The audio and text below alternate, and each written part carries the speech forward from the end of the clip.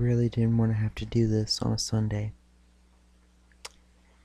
As you all know, Stan Lee had passed earlier this week at the age of 95. It has left impact and a shock on everyone. I've even seen people say that they knew people who weren't into comics that were still sad that he passed. However, instead of respecting his legacy and letting people grieve, some have decided to be cowardly and decide now, after his passing, to say all these mean, disrespectful things about him. When I first heard he had passed, I was shocked and sad he passed away, but didn't go full-on ugly cry face. While unrelated to how I felt when I found out, I was at least happy that he didn't have to suffer anymore, since he had been in poor health in the past few years and that he was with his wife now. What made me on the verge of tears was all the terrible things people had said about him.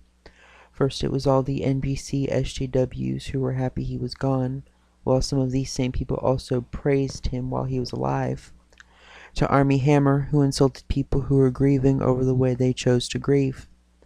But the one who pushed my buttons enough for me to make this video was a comment made just yesterday by Bill Maher, who had this to say: "The guy who created Spider-Man and the Hulk has died, and America is in mourning.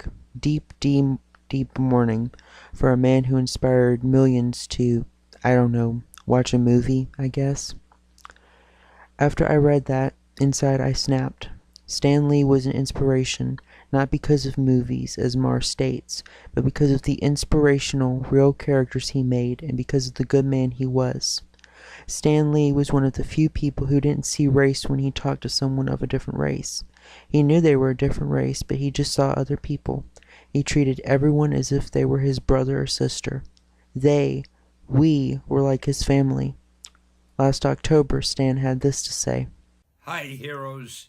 This is Stan Lee coming at you. Want you to know, Marvel has always been and always will be a reflection of the world right outside our window. That world may change and evolve, but the one thing that will never change is the way we tell our stories of heroism. Those stories have room for everyone, regardless of their race, gender, religion, or color of their skin. The only things we don't have room for are hatred, intolerance, and bigotry. That man next to you, he's your brother. That woman over there, she's your sister. And that kid walking by, hey, who knows? He may have the proportionate strength of a spider. We're all part of one big family, the human family, and we all come together in the body of Marvel. And you're part of that family. You're part of the Marvel universe that moves ever upward and onward to greater glory. In other words, Excelsior." Anyone he ever met, no matter the race, he treated like family. And as for the characters he made, a lot of characters he made were inspiring to a lot of people and helped them get through some difficult times in their lives. Whether if it was Spider-Man and the tales of him becoming a real true hero and that anyone can be a hero, or the X-Men, who were an allegory for racism and bigotry, or other inspirational heroes like Daredevil, Doctor Strange, Black Panther, Fantastic Four, Hulk, and all the other heroes he created. He helped create these characters who have helped inspire readers for over the past 50 years. And in regards to that statement, I must ask you personally, Bill, if you decide to be so critical of comic books and say that they aren't sophisticated enough, why, pray tell, did you have a cameo in Iron Man 3?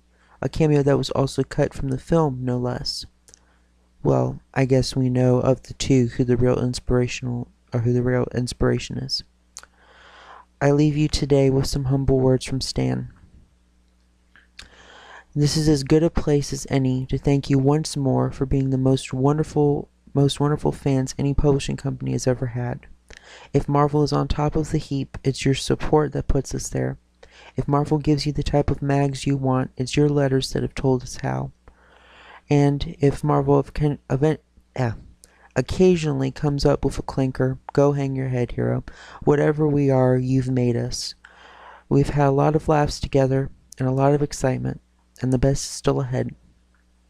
So face front, frantic one. Marvel's on the march, and we're not taking a step without you. On behalf of the entire Batty bullpen, to true believers everywhere, we'll never let you down, 'cause you're the ever-loving greatest. Excelsior, Stan.